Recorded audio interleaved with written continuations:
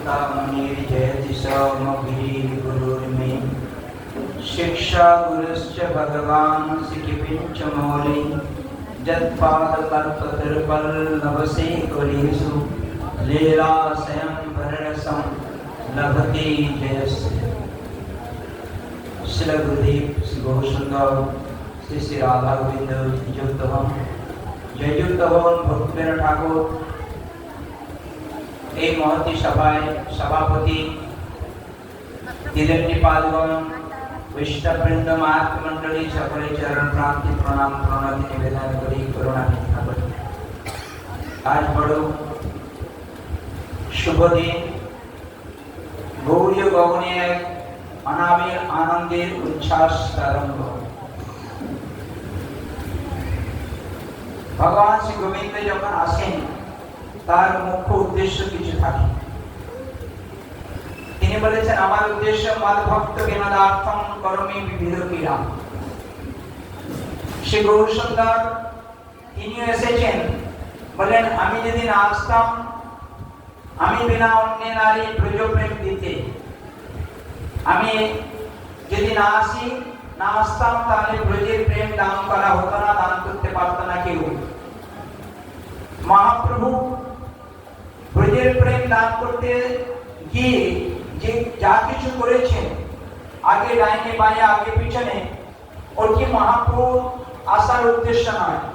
জগাই মাথায় থেকে উদ্ধার করে, চাপাল গোপাল থেকে উদ্ধার করে, বারাণসী প্রকাশানন্দ সরস্বতী মায়াবাদীদের উদ্ধার করে যা কিছু করেছেন, ওটি মহাপ্রভুর আসার উদ্দেশ্য নয়, অথচ করেছেন।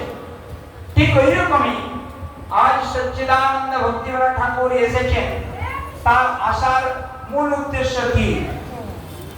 আমাদের তার আগে পিছনে যেগুলো করেছেন ওটি মহা ভক্তিবেদান্ত ঠাকুর আসার উদ্দেশ্য নয়। আমার জীবগোস্বামী পাদ ব্যাকরণ শাস্ত্র পড়াতে গিয়ে বললেন বৈষ্ণবানাং সংসার স্বয়মেব হন্যতে।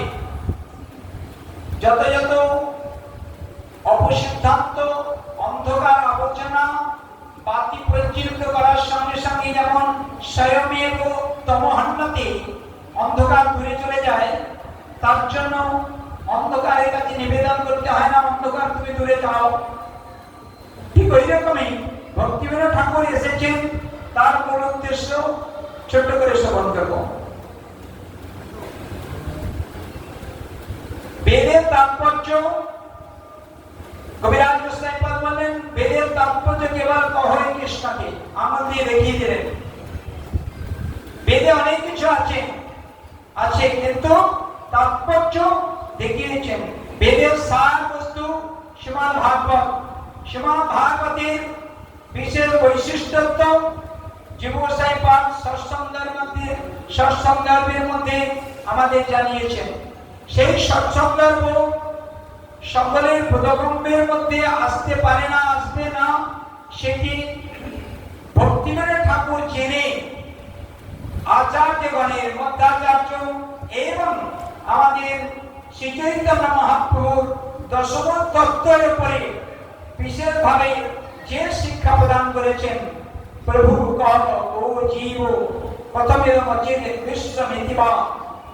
প্রভু কে, জীব কে, কেমন করে সাধনা করবেন, সাধ্য বস্তু কি, সাধনটা কেমন, এই যে সম্বন্ধের বৈশিষ্ট্য ভক্তিবেদান্ত ঠাকুর যেমনটি ভাবে আমাদের জানিয়েছেন। ইতিপূর্বে শ্রী চৈতন্য মহাপ্রভু চলে যাওয়ার পর যে এক অন্ধকার আচ্ছন্ন আকাশে সেইভাবে কেউ জানাতে পারেনি। আমাদের শঙ্করাচার্য তিনি নিরীশ্বরবাদ স্থাপন করে প্রায় অন্ধকার জগৎকে আলো দেখাবার মুখ বন্ধ করে দিয়েছেন।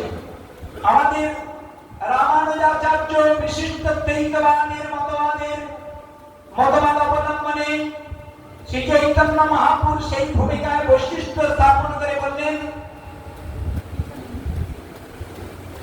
বিশিষ্ট দ্বৈতবাদ মতবাদের অনন্য ভজন এবং ভক্ত সেবা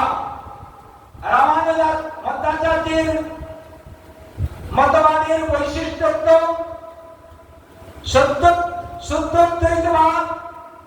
শুদ্ধ দ্বৈতবাদের বৈশিষ্ট্য কেবল মায়াবাদ নিরীশ্বরবাদকে খণ্ডন করে শ্রীমূর্তি সেবা প্রকাশের বৈশিষ্ট্য স্থাপন করেছেন। বিষ্ণু দ্বৈত, বিষ্ণু স্বামী শুদ্ধ দ্বৈতবাদের বৈশিষ্ট্য কেবল আমার তদীয় সর্বস্ব ভাব এবং রাজমার্গকে অবলম্বনে বৈশিষ্ট্য স্থাপন করলেন শ্রী চৈতন্য মহাপ্রভু। নিম্বার্কাচার্যের মতবাদে দ্বৈতবাদের বৈশিষ্ট্যের উপরে তিনি বললেন কেবল রাধা পদাশ্রয়ে গোপী ভাবের সেবা একমাত্র এই চার সম্প্রদায়ের বৈশিষ্ট্য শ্রী চৈতন্য মহাপ্রভু স্থাপন করেছেন।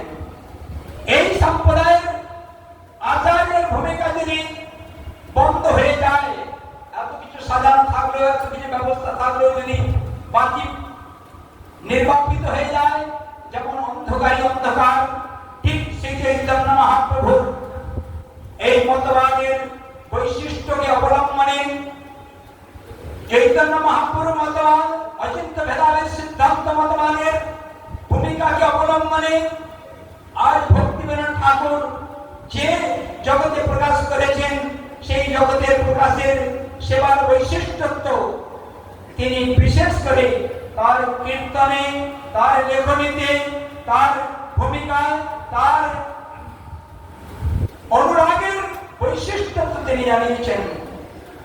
বলেছেন ললিতা সখীর অযোগ্যা কিঙ্করী বিনোদ ধরিছে পায়।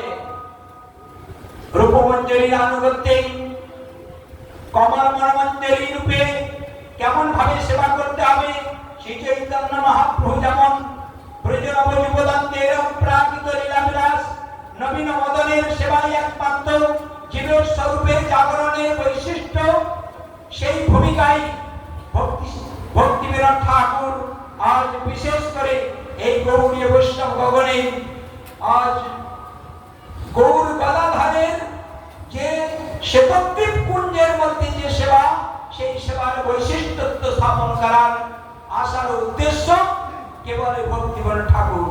সেই ভক্তিবিনোদ ঠাকুরের অবলম্বনে যে সিদ্ধান্ত, যে সেবার পরিণতি, যে ভাব গৌড়ী বৈষ্ণবগণের, সেই ভাবকেই ভক্তি সিদ্ধান্ত সরস্বতী গোস্বামী ঠাকুর স্বীকার করে জগতের পৃথিবীর এক প্রান্ত থেকে অপর প্রান্তে হরিনাম সংকীর্তনের দ্বারাই প্রচার করার জন্য যত্ন করেছেন। তার জন্য ভক্তিবিনোদ ঠাকুরের কাছে আমরা সকলেই কৃতজ্ঞ। তিনি প্রচুর পরিমাণে এই অধমকে সকলকে আমাদের করুণা করুন, যেন ভক্তিবিনোদ ঠাকুরের এই ধারায় নিষ্ণাত হয়ে আদর করে নিজের জীবনকে সফল মণ্ডিত করতে পারি। বাঞ্ছা কল্পতরু